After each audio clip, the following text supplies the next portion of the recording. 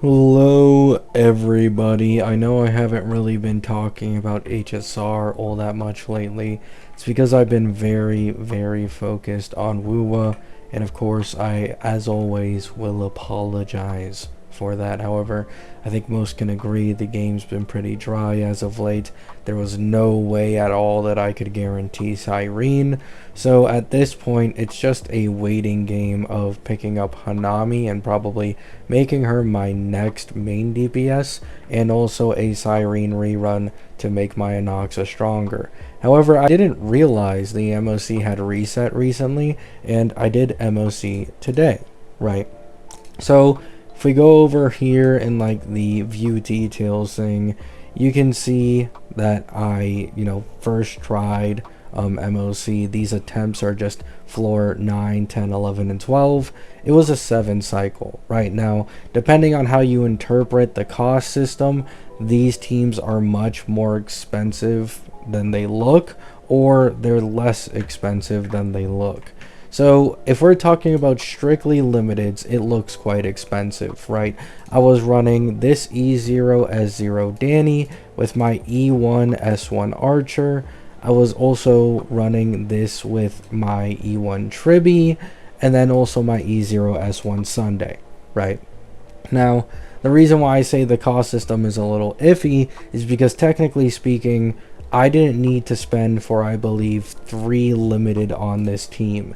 I didn't need to spend for Danny, and I didn't need to spend for E0S1 Archer, which automatically removes 3 costs from the team, meaning it's about an actual 5 cost team for me personally, right? And as for my Anoxa account, I basically ran him with a completely free-to-play team, E1 Ruan Mei, which I only gained through golden tokens, a pretty scuffly built RMC, and then my Gallagher. So honestly speaking, that's not bad. I'm running double sustain. I'm not trying to do sustainless. I don't have the optimal teammate at all for Anoxa, and it should be important to mention how big of a buff Cyrene is for Anoxa, right? We've talked about it before, where Cyrene is Anoxa is one of the biggest benefactors from Cyrene's release for making him stronger. However, that's compared to his second best in slot. I don't even have Anoxa's second best in slot, meaning the jump Cyrene would give me in a team with him over something like a Ruan Mei, it's just much more significant than it actually looks or what you've seen from calcs, right? So just know, if I did have Cyrene, I think there's a really good chance I would just straight up zero cycle with my Anoxa. She is that important to these Chrysos heirs, and they are just putting that much HP inflation into the endgame recently, where if you don't have Cyrene, even if you have an insanely vertically invested Anoxa like I do, unless you run him sustainless, you just aren't going to be zero cycling with a sustain, even at high investment levels like E6, right?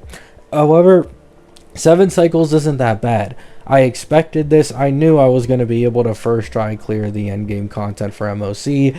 Pure Fiction is a different beast because I'm running 2 DPSs that absolutely fucking suck in pure AoE scenarios, being Anoxa and Archer. Like, it's just a given, even with how highly vertically invested I have my Anoxa, I'm just not going to be able to clear Pure Fiction all that well. If anything, I could probably build small Herda, and she'd probably perform better than my E6 Anoxa, because of the fact that she's able to take full advantage of, like, the pure AoE shit, right? So do keep that in mind. I invested into the wrong character for one in terms of vertical investment. He has like some of the worst vertical investment out of all the 3.x DPSs, and also he has a weakness, right? If I had spent these pulls on, like, let's say premium Cassie team or even E2 Phanon, he too probably would be enough to get Pure Fiction because he gets massive buffs in AoE from E2 and onward. those characters probably would have been much more beneficial for my account.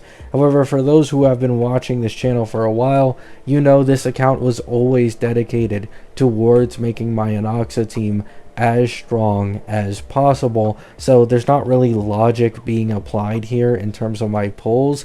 It's just purely subjective experience because I want my Anoxa to be really strong going into the future, right?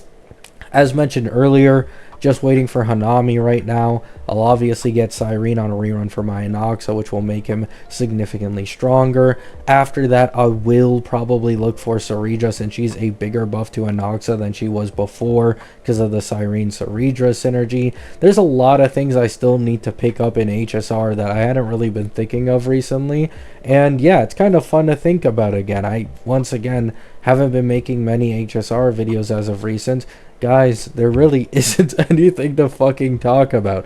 I mean, even Hoyoverse is running around through fucking fire trying to fix up Edostar or Plan Arcadia, whatever it's called now, to not have as many Japanese themed shit as possible because of IRL politics. And Dahlia's beta, I talked about this a million times before, literally no controversy. Everybody agrees she's like really good if you have break, and then not really worth it if you don't have break. So hey, just gotta wait until the upcoming 4.0 beta finally releases, and when that does end up happening, we'll finally have something to talk about. Now, Cyrene's banner is gone in 2 days, right? Very, very soon we are going into 3.8. However, this does not mean that we will be getting the 4.0 beta when 3.8 drops. If I remember correctly, because of this, I think it's like a 3-week delay, the beta for 4.0 is also going to be delayed, which just really fucking sucks for the majority of us. So I'm gonna have no leaks content to make for a little while longer than most people would expect. Right now, I'll check HomDGCat right now, right? I'll check HomDGCat right now and see when it says the beta is. We go to Star Rail. Yeah, time unknown. They have absolutely fucking no clue when that beta is going to happen, and neither do I. So yeah, wish you all luck on any of your current polls. If you're gonna like last second poll on Cyrene and these banners, E2 Phanon, vertically invested My Day, all that good shit. And I especially wish you guys luck once we finally get into 3.8. I know a lot of people are gonna be dropping for that Dahlia, dropping for that E2 Firefly, because genuinely Firefly is very fucking strong with Dahlia and her premium team now. I said it before, I think like a month ago, if not longer ago. I think Firefly and her premium team is like low tier main DPS Chrysos air level, right? And that's including them with Cyrene, if not mid tier. However, if we don't include Cyrene, I'd actually put her at like top tier Amphoreus DPS level, which is very, very impressive for a 2.x main DPS. They basically did exactly what they did with Dot. They released one new limited character, and it gives an insane glow up to like this one team's ability to perform in the end game. Same exact shit, right? Love you all. Hope you have a great day. Hope you have a great night. Peace out.